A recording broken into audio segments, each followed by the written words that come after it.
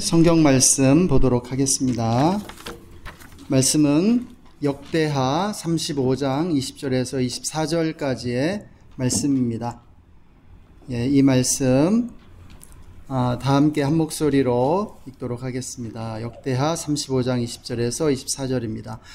이 모든 일 후 곧 요시야가 성전을 정돈하기를 마친 후에 애굽 왕 느고가 유브라데 강가에 갈그미스를 치러 올라왔으므로 요시야가 나가서 방비하였더니 느고가 요시야에게 사신을 보내어 이르되 유다 왕이여, 내가 그대와 무슨 관계가 있느냐? 내가 오늘 그대를 치려는 것이 아니요 나와 더불어 싸우는 족속을 치려는 것이라. 하나님이 나에게 명령하사 속히 하라 하셨은즉 하나님이 나와 함께 계시니 그대는 하나님을 거스르지 말라. 그대를 멸하실까 하노라 하나, 요시야가 몸을 돌이켜 떠나기를 싫어하고 오히려 변장하고 그와 싸우고자 하여 하나님의 입에서 나온 느고의 말을 듣지 아니하고 무깃도 골짜기에 이르러 싸울 때에 활 쏘는 자가 요시야 왕을 쏜지라. 왕이 그의 신하들에게 이르되 내가 중상을 입었으니 나를 도와 나가게 하라. 그 부하들이 그를 병거에서 내리게 하고 그의 버금 병거에 태워 예루살렘에 이른 후에 그가 죽으니 그의 조상들의 묘실에 장사되니라. 온 유다와 예루살렘 사람들이 요시야를 슬퍼하고. 아멘. 할렐루야. 아멘. 네, 오늘은 읽으신 바와 같이 역대하에서 그 요시야 왕에 대해서 말씀을 한번 골라봤습니다.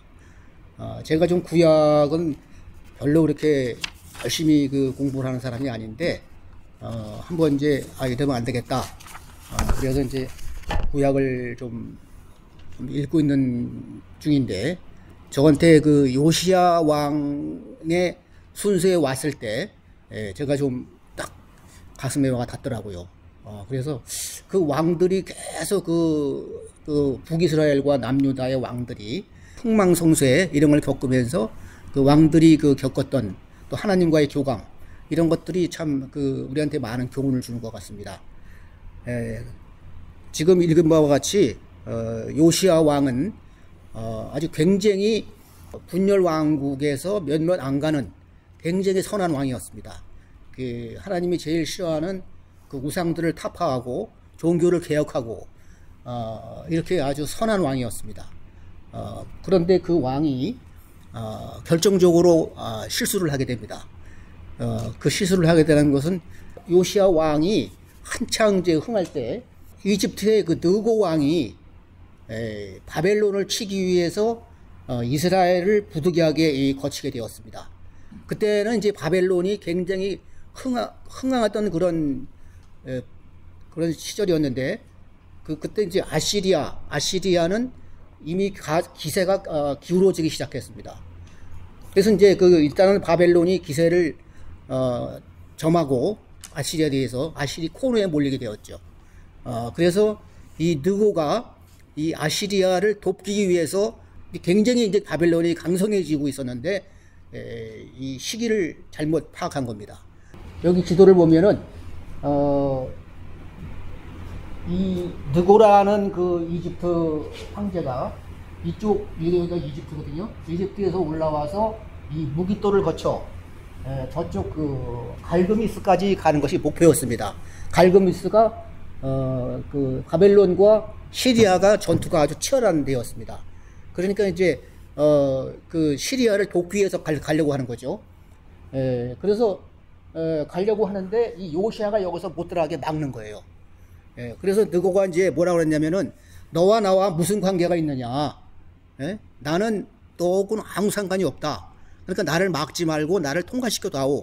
이렇게 얘기를 했습니다. 근데 느고가 이상하게도 이게 하나님의 말씀이다. 이렇게 얘기를 하는 거예요. 바로 왕은 원래 하나님을 섬기는 데가 아니잖아요. 근데 하나님의 말씀인데 너가 날 막지 말라고 하셨다. 이렇게 한 겁니다. 그러니까 요시야 왕은 그걸 듣지 않고 네가 왜 하나님을 파느냐? 나는 너를 통과시킬 수 없다. 해가지고 이 무기또에서 이 전투를 벌입니다. 근데 공교롭게도 그 요시야는 변장을 해요. 여기 성경 말씀에도 나옵니다만 22절에 보면은 요시야가 몸을 돌이켜 떠나기를 싫어하고 오히려 변장하고 그와 싸우고자 하여, 그러니까 변장하니까 이 왕의 그 옷을 안 입은 거예요. 우리가 전투할 때는 왕이 항상 왕의 그 옷을 입지 않습니까? 그 내 뒤를 따르라 이렇게 해가지고 하는데, 보통 전투에서는 이렇습니다. 그 왕은 대개 그 이쪽 병사들이 죽이지는 않습니다. 상대국 병사들이 사로잡는 게 목표죠. 왕을 사로잡아서 굴복시키는 게 대개 전투의 모습입니다. 자기가 왕이라는 걸 표시하지 않기 위해서 일반 그 사병으로 변장을 해요. 그러니까 이게 지금 하나님의 섭리가 아닌가. 그래서 닥치는 대로 활을 쏘지 않습니까? 이쪽에 이제 이집트 병사들이. 그러다 보니까 이 요시야가 맞은 거예요. 활에 맞아서 병사에게 얘기해서, 자기 아군 병사한테 얘기해서 나를 좀 후방으로 좀 후퇴하게 해라. 그래가지고 그 요시야 왕을 태우고 후방으로 왔는데 바로 이제 그 요시야 왕이 죽죠. 그러니까 이것을 보고선 무슨 우리가 그 교훈을 얻냐면은, 하나님은 타인을 통해서도 하나님의 말씀을 전해주는구나. 하나님을 절대 섬기지 않는 이집트 왕 느고를 통해서 하나님의 말씀을 전할진대, 우리 그리스도인은 얼마든지 왕의 말씀을 전할 수가 있다는 거죠. 그래서 우리는 좋은 충고를 받아들일 수 있어야 한다. 그래서 우리는 하나님께 그 다른 사람들을 통하여 말씀하실 때에 교만과 이기심을 버리고 열린 마음으로 그것을 받아들일 수 있어야 할 것입니다. 이렇게 못하는 자는 실패할 것이다. 이런 교훈을 얻습니다.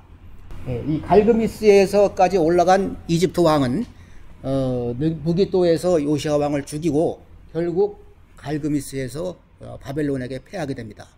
그래서 돌아오면서 요시야 왕의 후임으로 요시야 아스 아들을 세우죠.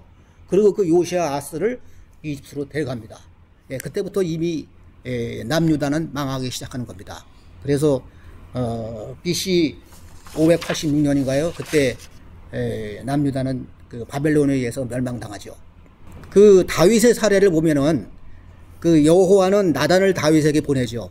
보내서 우리아의 아내 바세바를 취했을 때 당신은 그러면 안 된다 라고 이제 그 부자와 가난한 사람의 그 가축의 예를 들어서 충고를 하죠. 그런데 비유로 충고를 하는데 이 다윗은 그걸 금방 알아듣습니다. 이것이 나의 잘못이구나. 이걸 나한테 암시하는 거구나. 이렇게 타인의 나단의 선지자를 통해서 전해지는 하나님 말씀을 금방 파악을 합니다. 그래서 다윗은 이스라엘의 역사에서 당당하게 예수 그리스도의 조상으로서 남게 되는 것입니다. 잠언서 27장을 보면은 면책은 숨은 사랑보다 나으니라. 친구의 아픈 책망은 충직으로 말미암는 것이나 원수의 잦은 입맞춤은 거짓에서 난 것이니라. 기름과 향이 마음을 즐겁게 하나니 친구의 충성된 권고가 이와 같이 아름다우니라 했습니다. 그런데 그 하나님의 말씀을 가지고 충고할 사람은 그리스도인밖에 없습니다. 그리스도인이 아닌 사람은요, 이 하나님의 말씀을 알 수가 없어요. 그래서 그건 성령이 함께 하시는 거죠. 그러니까 우리 같이 이 그리스도인들이 하나님의 말씀을 듣고 그것을 전해줄 수가 있어야 되는 것입니다. 그러니까 그리스도의 성령이 안 와 있는 사람들은 절대 하나님 말씀을 감지할 수가 없습니다. 그래서 우리 그리스도인들이 조언을 해주고 그 충고를 해주라는 것입니다. 그런데 선한 충고를 해주더라도, 선한 의도에서 나온 것이라 할지라도 때로는 그 인간적인 충고가 우리를 잘못 인도할 수도 있습니다. 그러니까 이것이 하나님 말씀이라고 잘못 얘기할 수도 있는 거죠. 그러니까 우리라고 해서 그리스도인이라고 해서 완벽한 것은 아닙니다. 다른 사람의 충고를 들을 때는 매우 조심해야 된다는 거죠. 솔로몬의 아들 그 르호보암은 왕위를 이어받았을 때 이스라엘 백성들이 가서 얘기를 합니다. 아버지 솔로몬이 부과했던 무거운 부역들을 덜어달라고 아마 솔로몬이 그 성전도 짓고 하느라고 부역을 많이 부여한 것 같아요. 그래서 그 이스라엘 백성들이 솔로몬 왕에게 당신의 아버지가 우리 국민 백성들에게 많은 부역을 부여했으니 이젠 좀 감해달라 이렇게 얘기하니까 르호보암이 제일 먼저 상담을 한 데가 이 장로들이었습니다. 그러니까 장로들이 그러면 그 백성들의 말을 따라라. 그러면 백성들이 우리 그 왕의 말을 존중할 것이다. 이렇게 얘기를 합니다. 근데 그 얘기를 듣고 다시 또 르호보암은 자기가 같이 자라났던 청년들, 그러니까 일가 친척이라고도 하는데 그 일가 친척에게 다시 또 의견을 구해요. 구하니까 그 말 듣지 말고 오히려 더 부가해서 강성한 나라가 돼서 건설을 해라. 이렇게 얘기를 합니다. 근데 르호보암은 거기서 결정적으로 이 젊은 청년들의 얘기를 듣습니다. 그래서 북이스라엘과 남유다가 갈라지게 되는 거죠. BC 930년에. 그러니까 이제 그 여로보암이라는 사람은 북이스라엘의 왕이 되고 이 르호보암은 유다의 왕이 되는 것입니다. 그래서 이제 하나님께서는 누군가를 통해 우리에게 말씀하고자 한다고 생각할 때는 항상 그 충고와 함께 그래서 그 전한 사람도 주의 깊게 살펴봐야 한다는 거죠. 그러니까 이것이 하나님 말씀이다 라고 얘기할 때도 그 사람의 그 인격이라든지 그 상황을 잘 파악한다는 거죠. 그 욥의 세 친구가 있지 않습니까? 엘리바스와 빌닷과 소발. 이 세 친구들은 그 욥에게 가서 계속 그 위로한다는 것이 결국은 위로가 아니고 비난자가 되는 것이죠. 그들의 이야기는 인간이 신앙과 도덕을 어떻게 오용하며 자신의 믿음을 지키려 고통받는 일을 정죄하는지를 보여주는 것입니다. 그러니까 그 사람들도 다 하나님을 믿는 사람이지만 욥에게 충고할 때는 그 욥이 하나의 죄를 지었기 때문에 하나님은 욥이 보시기에 완벽한 사람이라고 했지만 너는 완벽한 사람이 아니다. 그래서 이렇게 벌을 받는 것이다라고 정죄하게 바빴던 것입니다. 그래서 그런 사람들은 비록 하나님을 믿는 사람이지만 좋은 충고가 아닌 거죠. 그래서 말미에 그 욥기 42장 보면은 욥은 나중에 이제 반성을 하죠. 나의 그 인간의 한계성을 파악하고 하나님을 직접 대면하고 나서 그 반성을 하는데 그래서 이제 그 세 친구들에게 하나님은 질책을 합니다. 욥은 반성을 했는데 너희는 나의 이름을 빌어서 욥을 정죄했다. 그래서 염소나 양을 잡아서 욥한테 가서 제사를 나한테 드리면 내가 거기서 욥이 나에게 기도를 할 것이다. 그러면 내가 그 기도를 들어줄 것이다. 거기에 보면은 욥이 대면했다고 하지 않았습니까? 하나님을 대면한다는 건 자기가 아무리 큰 불행이 닥쳐와도 자식들을 다 잃고 또 가축을 다 잃고 몸에 병이 걸려도 하나님을 대면한다는 것은 참 얼마나 큰 영광일까요? 그래서 그걸 볼 때 인간의 한계성은 여기까지구나. 그래서 욥의 세 친구를 질책을 하는 겁니다. 저희 이제 아내가 이제 간 이식 수술을 이제 받았습니다. 근데 이 간경화가 와서 간 이식이 아주 이제 불가피하게 됐어요. 그래서 그 간 이식을 받아야 된다. 간경화가 심해서. 그런데 뇌사자들의 이제 간을 기다리는 방법이 있고, 근데 순서가 그것도 있죠.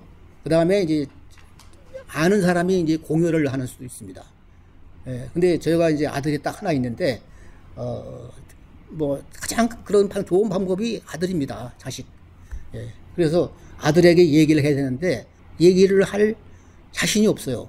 야, 너 엄마가 그 간 이식을 해야 되는데 너 간 좀 달라. 이렇게 얘기할 수 없잖아요. 우리가 푸주간에 가면 동물의 간 먹는 것처럼 단순한 게 아니거든요. 그래서 나는 참 말하기가 어렵죠. 저 집사람은 죽어도 못하겠다. 얘기합니다. 그렇지만 이렇게 고민하고 있던 차에 우리 이제 그 중앙교회 이제 권사님이 한 분이 내가 쭉 기도를 하다 보니까 말하는 게 좋겠다. 그 말하는 것이 오히려 아들을 위한 일이다. 그래서 그 말을 듣고 하나님한테 기도하고 결정했다니까 그래서 얘기를 하기로 했습니다. 그래서 이제 아들을 이제 불러가지고 이러이러한 상태인데 너 좀 엄마한테 간 이식 좀 해줄 수 있니? 이러니까 이제 깜짝 놀라는 거예요. 그러니까 이 간을 다 빼주고 자기는 죽는 줄 알았나 봐요. 그래서 그게 일부만 이식하면 너는 간을 잘한다. 그러니까 좀 어떻게 생각하냐 생각할 기회를 좀 달라고 그러더라고요. 그랬더니 제가 좀 그렇게 하겠다고 결정을 하고 제가 이제 세브란스 병원에서 이제 수술을 하려고 상담을 하러 갔는데 그 세브란스 병원의 그 의사가 굉장히 유명한 사람이에요. 그 5년 내 생존율이 우리나라에서 최고 높은 분이라고 하더라고요. 그래서 그분이 그 아들한테 얘기를 해가지고 셋이서 상담을 하는데 아들한테 그러더라고요. 걱정하지 말고 내가 그거 잘하는 사람이니까 이렇게 얘기하면서 금방 잘한다. 그래서 이제 3분의 2를 이제 제거를 합니다. 3분의 1을 제거를 해서 저희 안에 간은 다 떼어내고 그러면 이제 수술을 하고 3개월이 지나니까 아들은 90%까지 커졌더라고요. 우리 아들은 그 신은 있다. 근데 하나님은 아니다. 이렇게 얘기를 해요. 그러니까 그걸 불가지론자라고 그럽니다. 그걸 에그나스틱. 그러니까 쇼미더가 해가지고 증거를 보여줘라. 이렇게 얘기하는 그런 아이예요. 그래서 그 수술하기 전날 우리 같이 기도하자 그러니까 기도하자고 그러더라고요. 그래서 수술을 하는 날 둘이 같이 그 침대에 눕혀가지고 이동 침대에 눕혀서 가는데 제가 참 그 보기가 안타깝더라고요. 그래서 저희 집사람은 11시간 걸리고 저희 아들은 8시간 걸려서 수술을 했습니다. 그래서 저희 집사람은 40일간 입원했고 저희 아들은 열흘 정도면 퇴원을 했어요. 퇴원을 했는데 거기에 그 많은 거기가 이제 이식센터입니다. 그 병동이. 그러니까 신장 이식해준 사람도 있고 그다음에 간 이식한 사람도 있는데 딸이 또 아버지를 간 이식해준 사람도 있어요. 결혼 안 한 딸이. 참 그 딸은 이 수술이 자국이 남는데 어떻게 이식을 해줬는지 근데 그런 걸 각오하고 딸이 이식을 해준 거죠. 근데 저희 아들이 만약에 결혼을 했다 그러면 아마 상당히 힘들었을 겁니다. 그 며느리가 그거 허락하겠습니까? 그래서 그때까지 결혼 안 한 게 참 다행이다. 이렇게 생각했는데 그 이식 수술한 사람이 거기 와 있는데 그걸 또 2번 수술한 사람도 있어요. 재이식. 그러니까 수술한 사람의 20%가 그 재이식을 한다고 합니다. 그래서 저는 재이식 수술이 되지 않기를 그렇게 기대하고 바라고 그 권고를 해준 그 권사님이 얘기를 해라. 하나님한테 얘기를 해서 그건 정말 타인이 저한테 들려준 용기였습니다. 그 상당히 얘기하기가 어렵죠. 그 어떤 병자, 어떤 그 환자는 야 아버지가 딸한테 야 나 간 좀 줘라 이렇게 얘기했다고 그러는데 그건 상당히 어렵죠. 최근에 제가 본 논문을 보면은 이 장기를 이식해준 자녀들에 대한 심리적 고통에 대한 논문을 봤어요. 상당히 고민을 하고 굉장히 우울증에 걸려 있다고 하더라고요. 안 줄 수가 없는 상태. 만약에 자기가 안 주면 부모님이 돌아가시는데 그때가 아마 나한테 더 괴로울 거다. 그런 무거운 짐, 이런 무거운 짐이 때문에 스트레스를 받고 있더라. 트라우마를 겪고 있더라. 그런 걸 볼 때 그럴 때는 자녀들한테 계속 너 덕에 엄마가 산다 이렇게 얘기를 해주라고 그러더라고요. 그래서 그렇게 얘기하고 있습니다만은 우리는 항상 귀를 기울이고 마음문을 열고 항상 하나님의 음성을 들을 수 있도록 해야 됩니다. 이거 찰스 스탠리가 진 하나님의 음성을 듣는 법, 이 책을 보니까 불안한 영혼, 우리가 불안할 때에도 하나님은 우리한테 나한테 집중하라고 얘기해 주신답니다. 그러니까 불안을 주는 것도 하나님이 나한테 좀 집중해다오, 나에게 기도해다오 한다는 겁니다. 그다음에 다른 사람의 말, 아까 지금까지 말씀드린 같이 다른 사람의 말도 귀를 기울여라. 그다음에 축복을 주실 때도 그 축복에 주는 하나님의 의미는 무엇인가?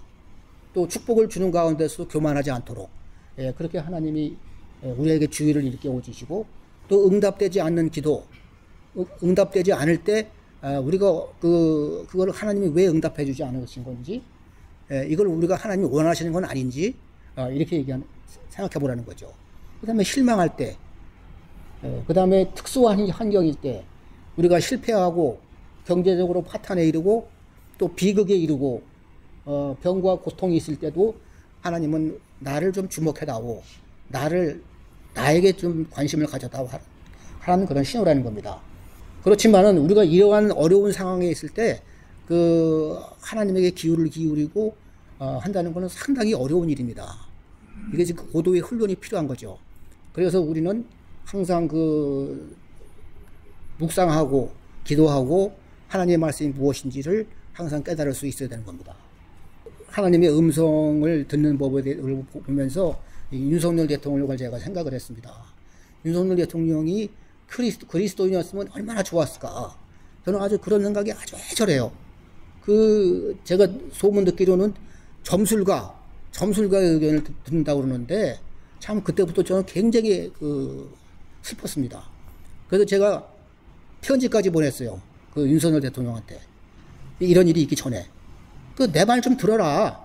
유명한 사람은 아니지만, 그래도 나는 면접에서 제가 임시직 생활부터 시작해서 3급까지 올라가는 공무원이고, 같은 우여곡절을 많이 겪었는데, 나를 좀 자문위원 같은 걸로 하나 넣어주면, 내가 너를 위해서 내가 자문해줄게. 내가 이러고 편지까지 보냈다니까요. 근데 답장이 오기를 뭐라고 답장이 왔냐면은, 그렇지 않아도 여러 사람에게 듣고 있습니다. 그러더라고요. 듣기는 뭘 듣습니까? 듣는데 들어서 이랬습니까? 그래서, 그리고 그분이 그리스도인이었으면, 그리스도인이 아니었으면은, 그리스도인을 옆에 좀 장자방으로 했으면은 얼마나 좋았을까. 그래서 본인이 그런 행동하기 전에 좀 자문을 구하고, 묵상하고, 또 곰곰이 생각해보고, 이런 일이 일어났을 경우에 나중에 어떤 일이 발생했을까 하는 여러 가지 시나리오를 좀 이렇게 파악하고, 그런 것을 했으면 얼마나 좋았을까. 그리고 이런 사람이 어떻게 만약에 전쟁이 나면은 거기서 진두지휘를 할 수 있을까. 그런 굉장히 걱정이 있는 겁니다. 그래서 그런 것이 아주 본데 안타까워요. 그래서 저는 그래서 이 하나님의 음성을 듣는 법을 정말 어떻게 하면 할 수 있을까라는 것을 굉장히 고민해 봅니다. 요새 이 젊은 사람들이 자꾸 이 교회를 빠져나가지 않습니까? 이 탈종교화 현상, 또 포스트 모더니즘으로 인한 종교의 다원화로 인해서 자꾸 빠져나가고 있습니다. 지금 오죽하면 며칠 전에 신문에 보니까 신부하고 스님이 부족해가지고 이 신부는 동남아에서, 또 신부도 동남아에서 수입을 해야 된다고 합니다. 지금 스님도 되려고 하는 사람도 없고, 또 신부도 되려고 하는 사람이 없대요. 왜냐면 저출산에다가 이 종교에 대한 불신, 이런 것 때문에 신부하고 스님들이 부족하다는 겁니다. 그래서 제가 제 주변에도 이 신부가 되고 이 스님이 된다고 하는 얘기를 들어본 적이 없어요. 그렇게 우리 종교의 위기가 오고 있습니다. 그래서 우리는 지금 우리 세대는 그동안 많이 누리지 않았습니까? 그래서 앞으로 젊은 세대들이 예수 그리스도를 영접하고 하나님의 음성을 들을 수 있는 그런 기회가 좀 많이 오면 어떨까. 그래서 우리는 한시도 쉬지 말고 우리 젊은 층에게 만나서 이렇게 얘기를 해보고 영향력을 줄 수 있는, 감화시킬 수 있는 그러한 대화 기법이라든지 또 서적도 많이 읽고 이렇게 해서 우리 자신부터 훈련되었으면 좋겠습니다. 저는 지하철 타면은 무조건 옆에 있는 사람한테 말을 걸어요. 근데 제가 말이 재밌는지 꼭 제 말에 응합니다. 그리고 이제 명함을 주죠. 좀 나한테 연락해라. 근데 연락이 오는 사람은 별로 없더라고요. 근데 하여튼 고민하고 있겠죠. 관상기도라고 하잖아요. 관상기도. 기도를 깊이 하면서 명상과 접목하여 좀 오래 묵상하고 자신의 정체감을 찾고 하는 그러면서 하나님의 음성을 듣는 그런 훈련이 좀 지금 다 했으면 좋겠습니다. 이제 마무리를 짓겠습니다. 지금 탈종교화 현상으로 인해서 젊은이들이 교회를 빠져나가고 있습니다. 그리고 정말 신은 살아있는지 천국은 있는지 이런 거에 대한 많은 의문점을 갖고 있습니다. 근데 그러한 확신을 우리가 줄 수 있도록 우리 같이 우리 장로님들처럼 그동안 많이 이 교회 안에서 훈련받고 단련된 이런 마음과 언어로 그 주위 사람들에게 장소 불문하고 전하고 영향력을 주고 리더가 될 수 있는 그러한 그 훈련을 꾸준히 해야 될 것 같습니다. 기도드리겠습니다.